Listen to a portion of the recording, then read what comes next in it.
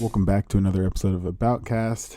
It is your main man, Jordan. So excited and really ready to record this podcast. This is a podcast of the leadership analysis of Miyamoto Musashi. As you guys know who have been following along in the podcast, we've been doing all of Musashi's work so far. Did a review on Musashi the book. That was a loose fiction-based novel on his life. And of course, the Dokudo, the Gorin Sho, or as we like to translate it to, the Five Rings, or the Book of Five Rings. And this one's a heavy one, so strap in. I think you guys can learn a lot. I've learned so much just by doing the research on this and accumulating it all for you guys. So without further ado, let us get into it. Generally speaking, the way of the warrior is resolute acceptance of death. So essentially what we're having here is this is one of the, it was hard to kind of figure out a way of writing an intro here. So it took a bit of time, and I figured what's the best way is, use somebody else's work. I think that the sheer warrior mentality of that quote by Musashi is a window to who he was. The warrior mentality is something that permeates all of Musashi's thoughts, characteristics, and actions. This guy makes me think about how a Spartan human is, so multifaceted. And this reminds me of another thing that Musashi said as well, which was, if you know the way broadly, you will see it in all things. So this essentially means that you can be a warrior with a sword in war, a warrior with the pen in poetry and writing, and a warrior with the mind in things like philosophy. I think it's actually super important to make that point clear, because later on I'll talk about some really important stuff, and even not only in this podcast, but further on podcasts we'll be talking about this. But after some thought, I think the proper nomenclature for what that just was would be specialized multidimensionalism. The reason I'm naming this is because obviously, like I said, we'll be running into this, this type of leader and this type of use of technique a lot further on in this podcast, doing analysis on leaders. So this methodology of specialized multidimensionalism is essentially one of the amazing hacks that we can do as humans. I have tons of examples for you guys, but before that, the strong reason or example of a skill that is adequate or adaptable is leadership itself. You always see, other skill sets in this, but leadership, you can be leading on a battlefield, but also in a business room. You can think of Jocko Willink for that. You can lead, in small scale. So it could be, you can even lead yourself in some ways. So that'd be Peterson-esque, and then you could lead others as well. But also to kind of spread out our understanding or perspective of specialized multidimensionalism, you can think of people like Kobe Bryant. So he had the amazing ability to outwork people, or, he also had the ability of breaking down detail. And this is amazing because he used it on the basketball court, of course, but also in his media endeavors as well. And then also in coaching. So there's multiple facets of this. And just so that you guys are warmed up and brushed up with it, I think that was amazing. But also, I have to say, with a callback that would honor all the comedy shows that I dearly miss, being that we're in COVID times, like Musashi already said, and I told you guys, if you know the way broadly, you will see it in all things. So essentially that sentence is a specialized multidimensionalism to a T, being that you either take some sort of philosophy, mindset, or skill set, and then you juxtapose it or utilize it in a different realm to any varying degree of effectiveness. So it could be in smaller scale, larger scale, like we just talked about, but that is something that I find super interesting and amazing, and something that really stuck out to me with Musashi, being that he has this like really stark and strong warrior mentality, and it's really pronounced in the things that he's done in his history, his past actions, and everything like that. So this is like, obviously, if you've heard of our leadership breakdowns before on this podcast, you should know what's coming. but if not, welcome. So essentially, just to run it through, we'll have a brief run through of Musashi's history.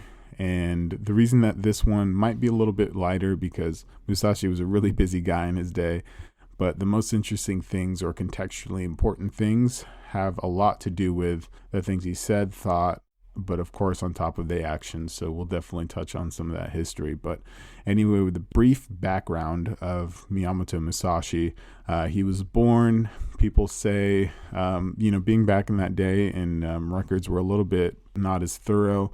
They say he was born in March 12th, 1584 in the Harima province. And, this is my perfect opportunity to apologize for any butchered pronunciations of any Japanese names or words. I'm doing my best, but if you feel so inclined, you can also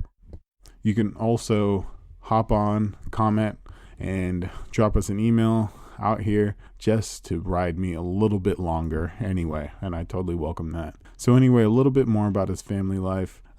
Musashi, or his full name, which is the first feat that I'll do today, his full name is Shinmen Musashi no Kami Fujiwara no Horunobu. And like I said, he was born in the springtime. And the interesting thing about Musashi is he was born into nobility. So his mom, who died giving birth to him, was the daughter of a local chieftain. His dad was just a badass in his own right, and his name was Shinmen Minusai. There was also a few other nicknames for him, but let's just stick with that just to keep it simple. He also had an older brother, and this is where I think it's not really, too contextually important to talk about his brother at all, but it is important just for the background of you guys anyway.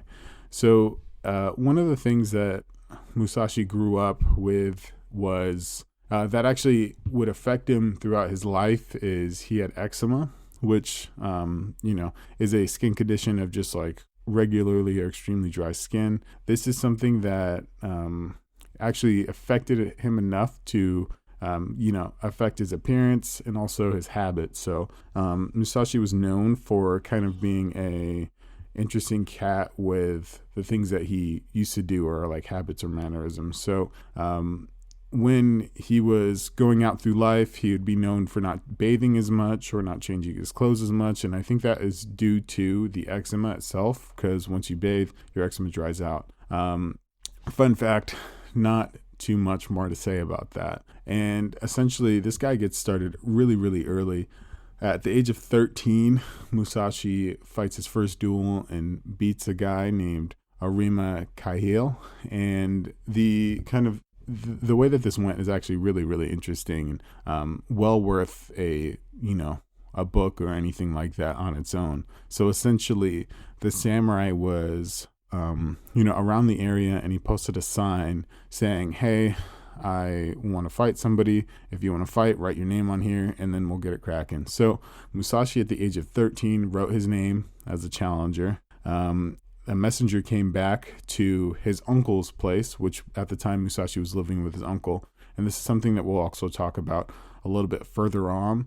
And essentially what we're dealing with is a little bit of a primogeniture, which is essentially when there's different handlings of firstborn and secondborn. So usually people will adopt the secondborn. And so Musashi grew up with his uncle for the majority of the time, being his dad was samurai himself and was on retainer doing things. And they had the older brother as well for Musashi. But essentially, so going back, Musashi's uncle was just like freaking out, thinking, oh, my 13-year-old nephew/son is going to get in a fight with this grown man.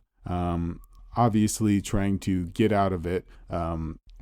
Musashi's uncle was trying to talk his way out, saying like, hey, Arima, please forgive this kid. He doesn't know what he's talking about. At the duel, so Musashi's there, his uncle, and then the challenger, and he's like, hey, dude, please don't kill my nephew. He obviously doesn't know what he's doing. Obviously it's just kind of like teenage angst, all that good stuff. So anyway, so the guy's saying, okay, sure, but he has to apologize to me. So as Musashi's uncle goes to him and says, all right, dude, you better apologize to this guy. As that is happening, Musashi charges his challenger, or not the challenger, but the guy he's supposed to be fighting, and he with a 6-foot long quarterstaff. And this attack was handled all right, and then basically Kael attacked with his short sword, but Musashi threw him to the ground with some of the things. Judo actually came from Japanese fighting, so it's probably I'm thinking head and arm control, and then reap the leg and slam this dude to the ground or something cool like that. And then essentially on the ground, as Kael was trying to get at Musashi, beat his head in with his quarterstaff and killed him. And there's a few other things. So in a kind of a third-party work called The Lone Samurai about this event from William Scott Wilson, he talks about how Arima wasn't too skilled of a samurai himself or swordsman and was just really eager to battle. So probably a really, really good, good luck by Musashi picking on somebody who's not too gifted at first. But anyway, so it goes. So essentially at the age of 13, that happened. His second duel was at the age of 16. And for you guys who know, Musashi's had about 60 fights who's never lost. Imagine him as like the Floyd Mayweather of samurai swordsmanship, but even way, way, way better, of course. So later on, Musashi, around early 20s, he fights 3 battles. He actually goes off and starts just challenging fools just to see how much of a man he is, and then ends up challenging and having 3 matches with the Yoshioka clan, which is in Kyoto. And this was one of the really, really big dojos and families as far as martial arts go in the area at the time. And he handled business, of course, undefeated record. And then around 27 is when he found Zen Buddhism, which is a really interesting aspect. If you guys have listened to my Dokudo audio or my podcast there, you would know that there is a lot of, interplay with Musashi's philosophies on life, swordsmanship, and all of those things that have a lot of ties to Zen Buddhism. And so one thing that I definitely am interested in doing, which I will here soon, so expect an episode in the coming future on the differences between Stoicism and Zen Buddhism. There's actually some marked differences, but they kind of approach or see the same problem as far as suffering goes and whatnot. So find that really interesting, and this is something that also affects Musashi for a long, long term in his life. So back to his father, at some point Musashi actually reconvenes with his dad and learns kind of more of the martial art and skill of specifically Minusai. And so this is kind of the interesting skill building part of Musashi, where I think around age 23, when he was around traveling time, he actually came and learned from his father.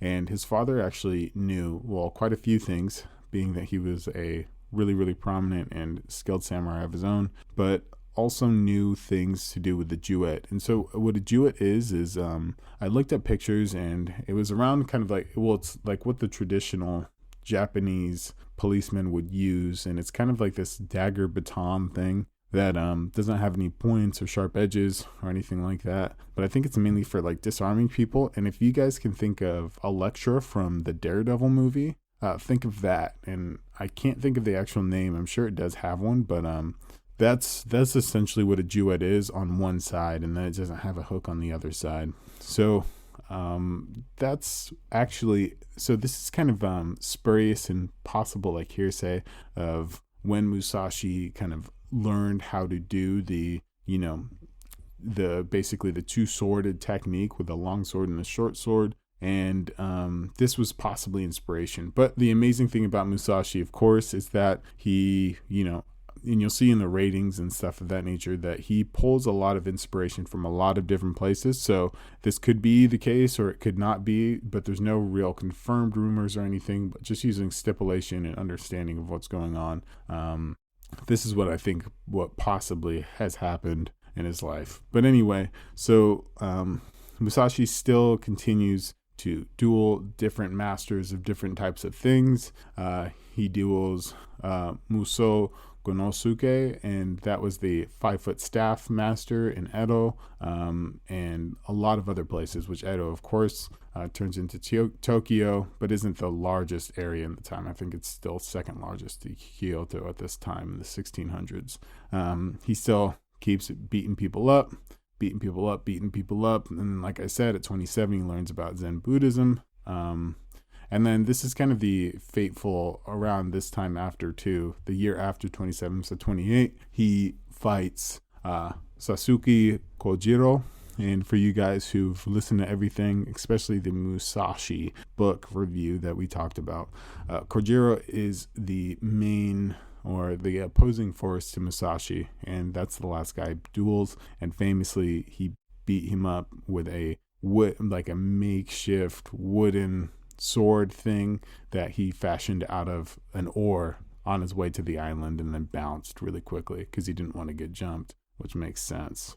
And so he kind of continues his way, going and challenging people. He obviously is extraordinarily well known at this point. And then during some point in this, story or history of Musashi, he actually adopts his first son, and his first son is named Miyamoto Musashi. And this guy was, at the time, I believe he was around 14. There's mixed messages as far as the understanding of how, at what age he was when Musashi met him around this time. And it was commonplace for essentially, for samurais and Japanese people to adopt kids at this time. And so, like I mentioned, the word primogeniture, it essentially means kind of the birthright of the first, or certain specific things that the firstborn son gets. And that is specifically one of them. So, Musashi got adopted to his uncle, and things of that nature to kind of solidify lines of heritage and family and skill sets and stuff like that. So this might be one of the reasons why Musashi adopted this kid, but essentially one of the other reasons too was this kid was in a very, very poor state. He was taking care of his elderly parents, but I think it was actually his mother. It was later debunked that not both of his parents were alive at the time, but essentially Musashi said, hey, I want to adopt you.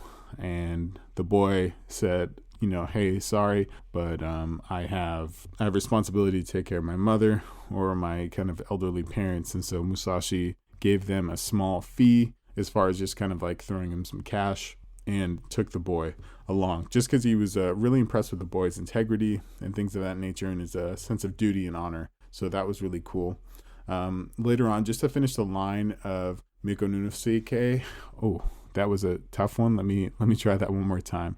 So to follow end the line of Minonun Osuke, essentially he actually came out to be quite a proficient swordsman and practiced Junshi, which is a martial art. But actually Junshi was something that fatally killed this man. But he was a prominent swordsman, and he was under Lord Taiyu at the time. And what happens was at certain times, there's unfortunately things which actually ended up not happening anymore. It got ruled out, but for an unknown reason, Lord Taiyu died, and Miku no Suki, sorry guys, I'm really trying. He had to leave Lord Taiyu right before this happened, and it was tradition for, like that name that I just said, Junshi, to have the top commander commit suicide when his lord died.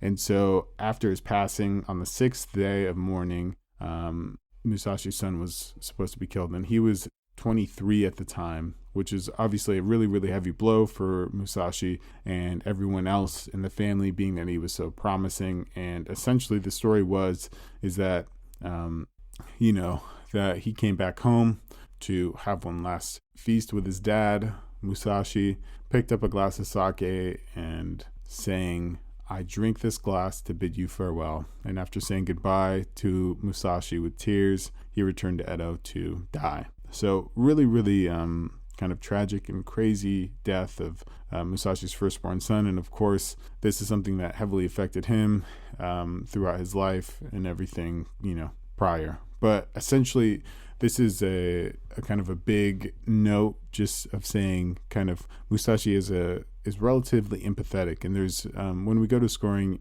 I mark his empathy more so on something else, but his empathy there is quite clear, adopting sons and everything like that. So anyway, going further on, Musashi's in like mid to late 30s, and he travels to Edo, where he meets or adopts his second son at the age of 39, Iori.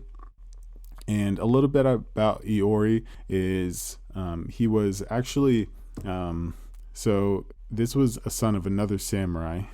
So essentially this was kind of the second son type of thing, where another samurai would adopt somebody's son if it was the second son, just because the first would get the attention and probably proceed the line. But anyway, according to the Bukolden, Iori, or Hashimutsu, had passed away at some time, and Musashi met Iori. And essentially, there had been two children, a son and a daughter, but they later had been married off to a man in the village. So it was the boy's mother had passed away earlier, so Iori was just living alone in a small hut, surviving off of just whatever he produced off of this wild plot of land in this weird shadowy mountain by a mountain, so really off the wayside. But anyway, after Musashi adopted him, he wanted his son to have a secure future and safe future, of course. So at the time, Musashi was residing in a castle nearby the town of Akashi. And on invitation of Ogusawa Tadazen, guys, I'm really, really trying here once again. Having been asked by later to kind of designate Akashi's new castle grounds. Essentially, just to cut it short, Musashi's son Iori, he wasn't very skilled at sword fighting, which Musashi knew about, but he was extraordinarily skilled and talented in kind of strategy and methodology, and he worked his way up to being somebody who was amazingly talented and really, really strong in kind of the realm and of Lord Tadazen's forces. And so Lord Tadazen promoted him to Kokoryu Fife in Kaiushu, and that's where he moved down with him.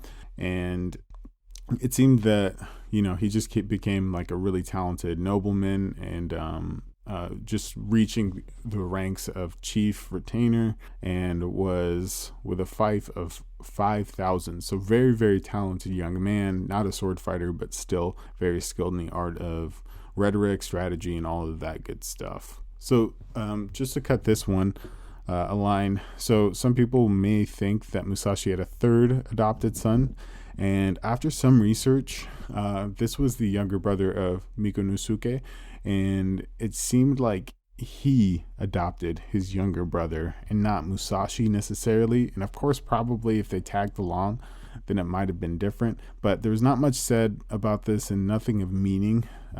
So that is where I'm going to leave that. And then there's also rumors that Musashi had a natural daughter too by somebody. And of course, notably, Musashi's always chosen the sword over marriage or anything like that. So that would have been an interesting thing. But at the age of 3, she got sick and died. So once again, not much to say there, but another kind of life-changing thing for Musashi at the time.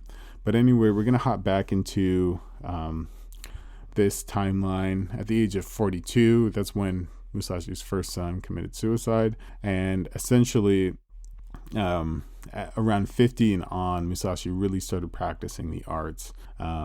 And so he just kind of he actually had a dojo and everything like that, and was practicing and showing the art of the two swords and everything like that at the time. Late 50s, they were saying that he actually, he suffered from some medical issues at this time. And so one thing that I saw was that he suffered from like nerve pain.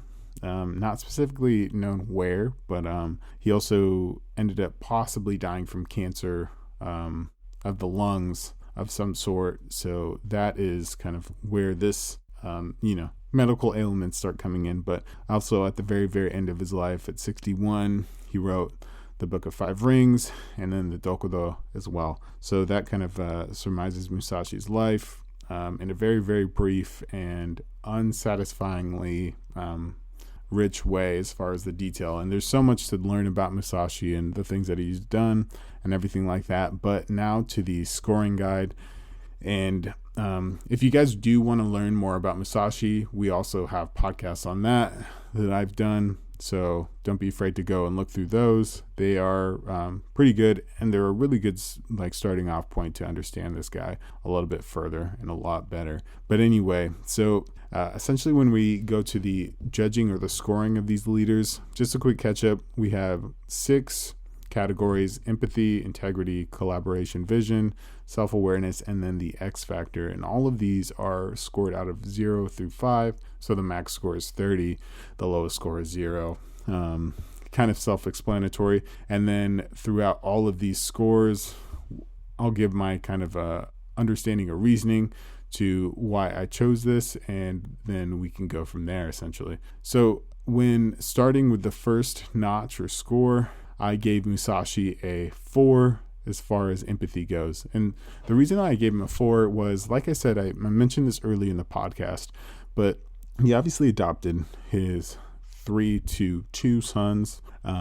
And although that was a cultural norm back in that day, it's still, I think, something to think about as far as empathy wise, and, the people that he extended his arms out to for adoption and those things, and wanting to see that his sons had a secure future in that sense as well. Another thing that I find that Musashi definitely has to get a nod on as far as empathy was actually his duels themselves. So, of course, I didn't mention this during this podcast, but it is something that is known just through research and recordings that Musashi was one to play some really strategic mind games with his enemies. And so this is actually shown in, he would show up 3 hours late to his duels. And being that this is Japan in a very, very heavily respected time where integrity and honor is everything, this is Tim Ferriss said it on Jocko Willing's podcast on their 100th episode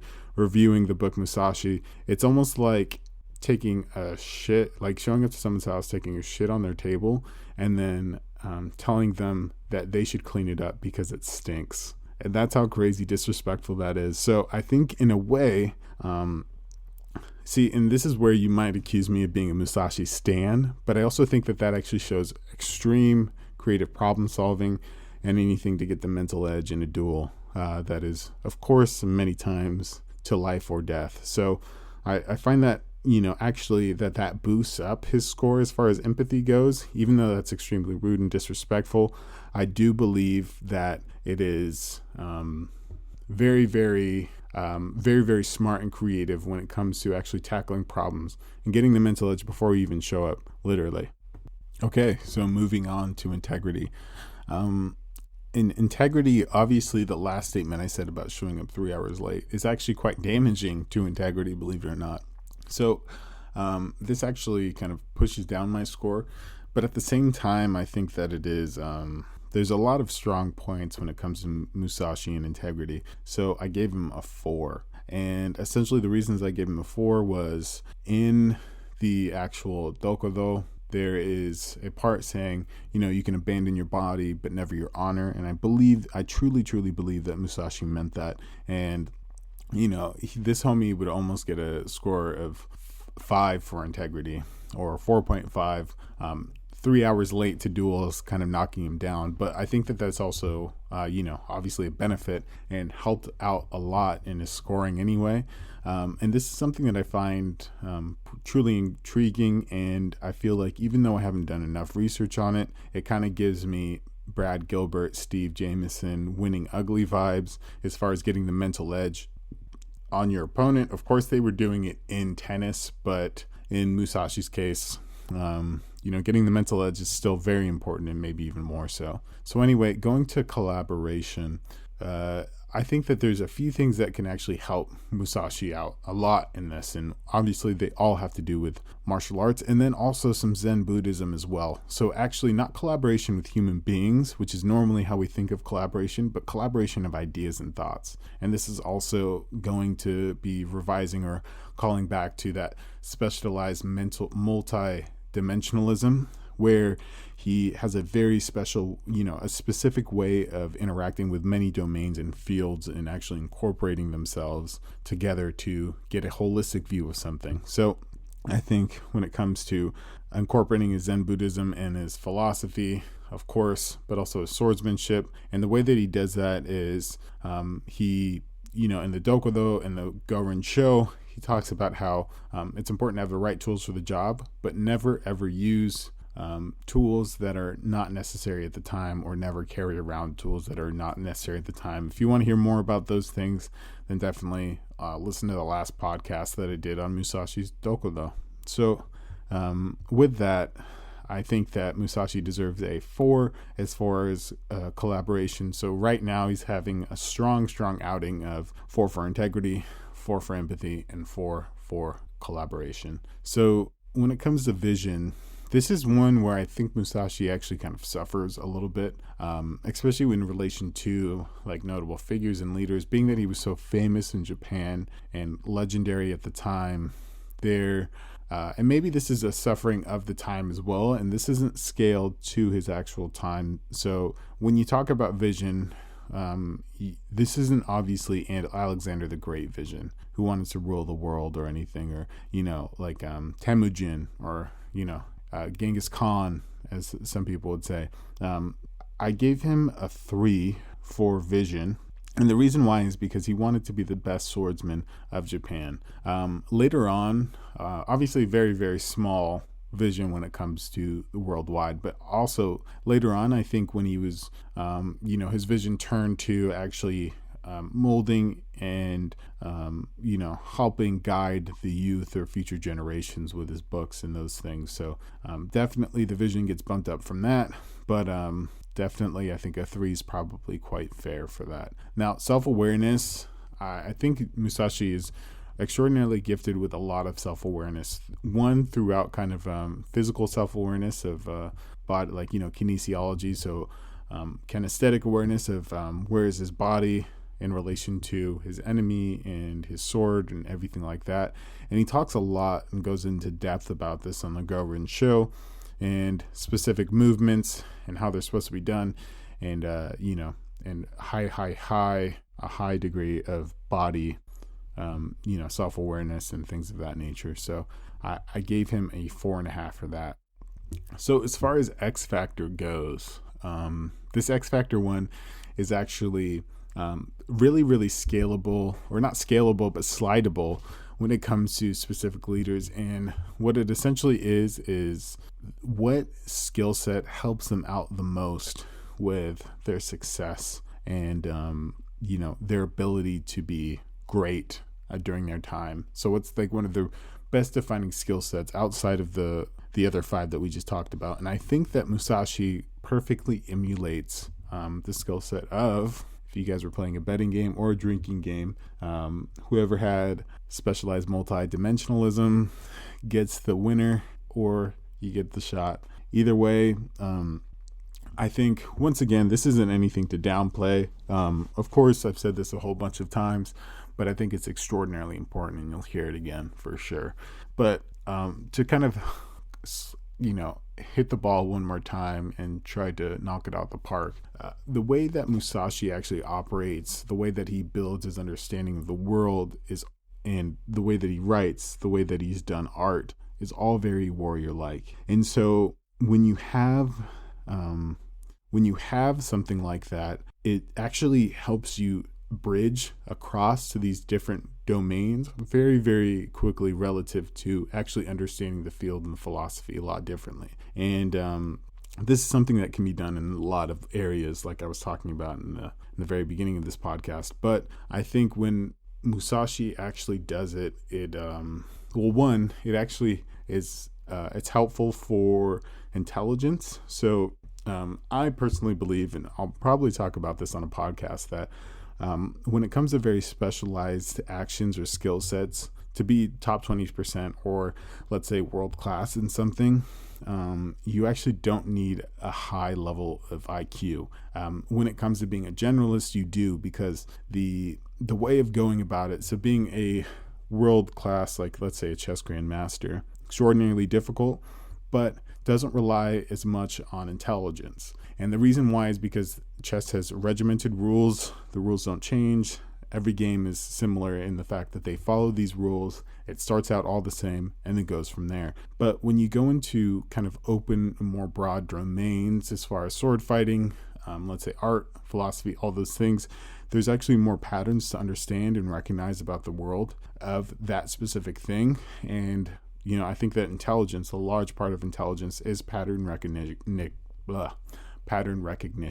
And so I think that being specialized and actually having kind of a standard metric of like jumping into something saves a lot of time when it comes to pattern recognition, because later on throughout you mastering something, you're going to get your own skill set and build that, which takes a large amount of time. But if you already know, hey, I'm going to do this like a warrior would do it, then it kind of cuts that off and kind of speeds up your specialization track, which is another podcast talking about how I think that the way that people learn specific skill sets is the life cycle of it is a scientist learning the bolts and nuts of it, learning the rules and learning hard facts and measurable things. And then eventually throughout the life cycle, at the end, people become artists, which are people that bend and mold the rules that they initially built their philosophy or understanding on a world to then make it more of their own. But anyway, that'll be something that I'll talk about more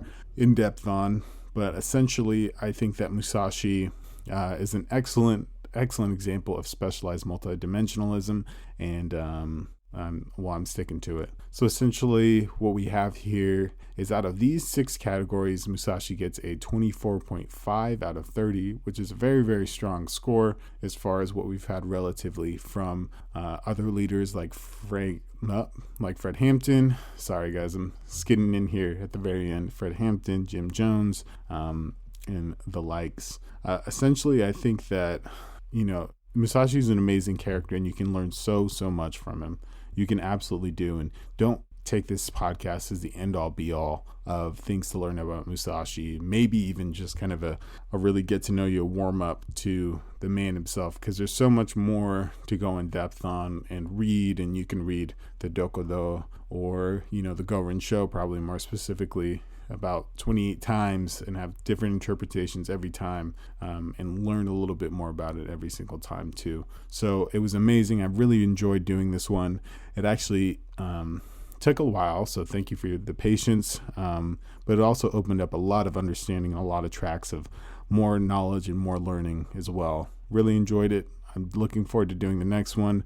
But there we go. We nailed Musashi. We went through all of his works. So the Gorin Show, Dokudo, the fictional novel based on his life, and then of course the leadership analysis. So we are kind of all hub of Musashi at this point, and I'm not going to have anywhere other place to show it or say it. So please listen to those podcasts as well, and let us know, or let me know, what you thought, how you feel about the podcast, where you want it to go. If there's any leaders specifically that you want to touch on, am happy to hear those out, because I really enjoy it. This is a give and take, absolutely, relationship. My last podcast was on, if you guys are anime fans, Japan again, on the first episode of Attack on Titan, the final season, and a review on that and all the itty bitty details that you can get from there. So watch the episode, listen to the podcast. Hope you guys enjoy it.